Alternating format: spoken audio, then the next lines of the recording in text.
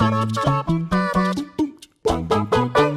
the supposed death of Thor recently occurring in Captain Marvel number 12, an age-old question emerges. Why does Thor die so dang much? After all, he's a literal god and easily one of Marvel's most powerful heroes, if not outright one of the most powerful characters in existence. But this insane level of power does place a target on the God of Thunder's back, because as the most powerful hero in most storylines, he's also the one that's the most impressive to kill off. Add to this the fact that it's almost always Thor who ends up fighting the biggest threats to the Marvel Universe, and you have a handy-dandy guide to basically every unfortunate demise we've ever seen the Norse god face. Indeed, the fact that Thor is permanently inches away from another death is a good portion of what makes him so interesting, as he has the potential to die in literally every series he's in, adding a nice extra dose of tension to whatever you're reading. Whether he's torn apart by zombies, murdered by Rogue, or just pushed out of a building, Thor's deaths are a dark source of entertainment for any comic fan,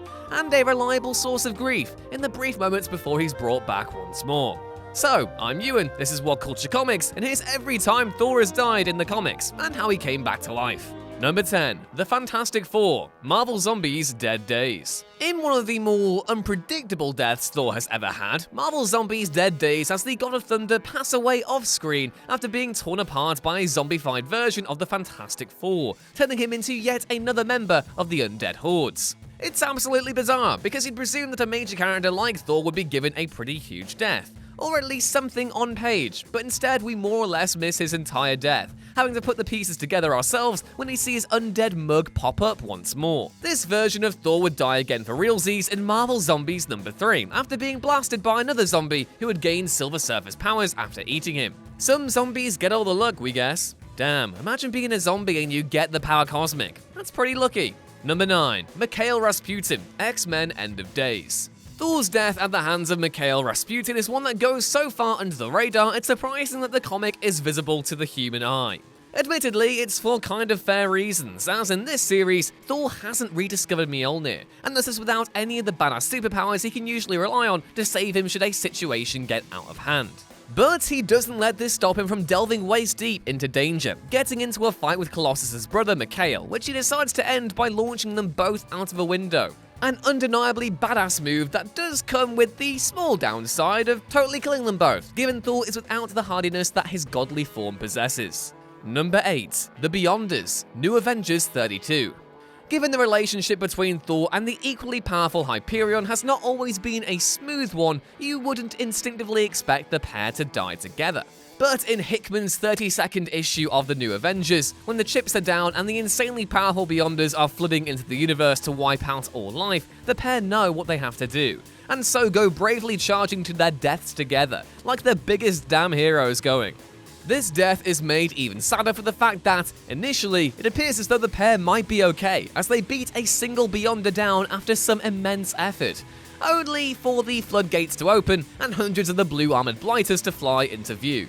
If there's one trend that every Thor death needs to have, it's that he needs to run towards it with as much gusto as is physically possible. Because, after all, it's the easiest way for him to get back to Valhalla. One of my all-time favorite comic book moments, it must be said. Number 7. Thor Disassembled. Thor Disassembled is a funny old beast, as it contains a story wherein the God of Thunder more or less signs off on his own death, which is an unusual decision for any hero to have unless they're in especially dire straits. Dire straits such as those that Thor does admittedly face in the Disassembled series, as the God of Thunder realizes that the only way to prevent the destruction of the universe in Ragnarok is to destroy Yggdrasil, the ancient tree of the world, which will end his life. Despite being obviously displeased about this, the hero knows that the needs of the many outweigh the needs of the few, and thus chops the tree down with the kind of passion that would suggest a career in horticulture should be in his horizons. You know, after he comes back from being dead and all that, for like the umpteenth time. While you could argue that he doesn't properly die in this instance, his mortal form definitely does, as he has to be summoned back from the void in order to reappear in comics. Number 6. Thanos, the Infinity Gauntlet. For anyone who was up to date with the Infinity Gauntlet saga, the Infinity War film was an unnerving time, as the saga itself contained Thor dying in pretty hardcore form, which meant at the time there was a good chance that the film based on it would follow suit. As when Thor goes to fight Thanos after he gains the gauntlet, things go less than swimmingly, which is putting it nicely.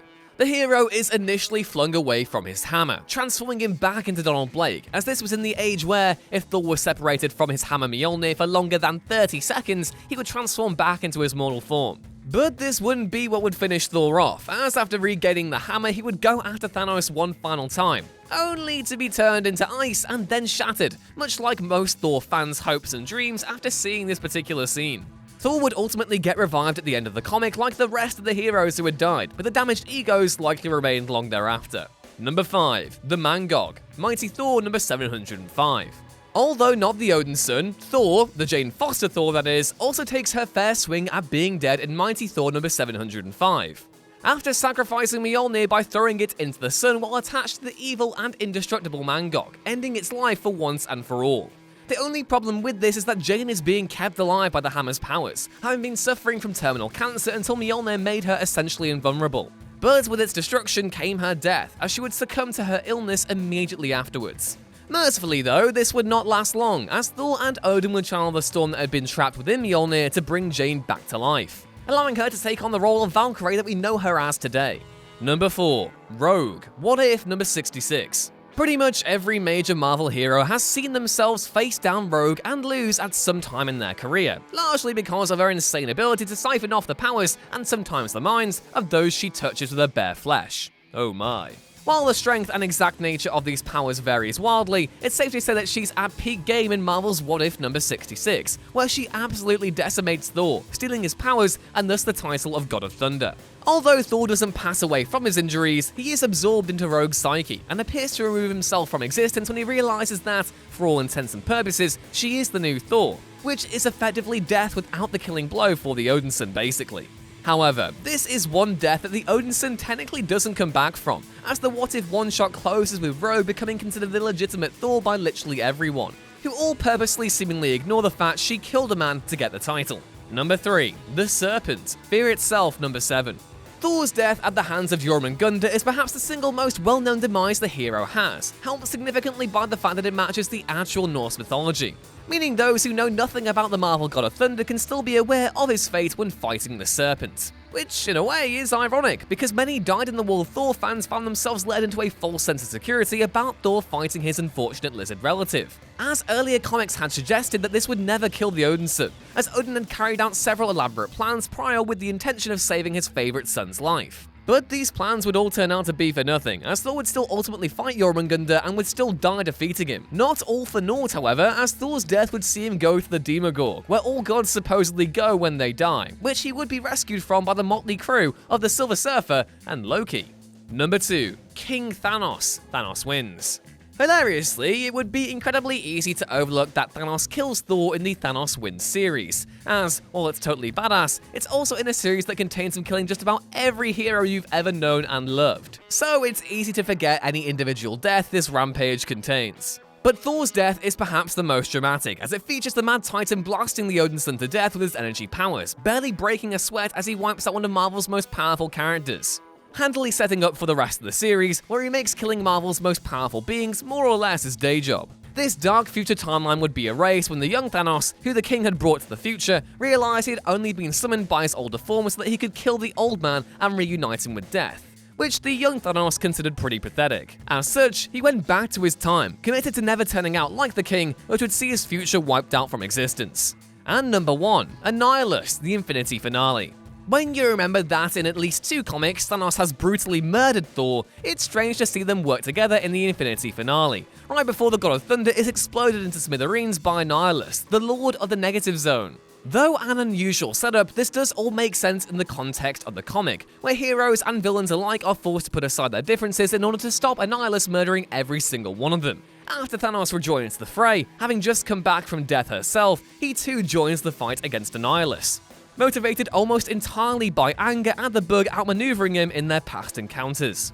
While there are many ways that Thanos and Thor do not get on, their shared gusto for a dramatic death brings them into a weirdly close bond in their final fight, right up until the Odinson straight up explodes. Ultimately, this sacrifice would be undone when Adam Warlock destroyed, and then rebuilt, the entire universe in the same series, meaning Thor likely isn't even aware these events happened in the first place. And that was our list on every time Thor died and then returned. Let me know your favorite death in the comments below, and please don't forget to like, share, and subscribe, and hit that notification bell so you never miss another video going forward. We're so close to breaking 500,000 subscribers, so yeah, please spread the word about the channel because we have so many cool things in store.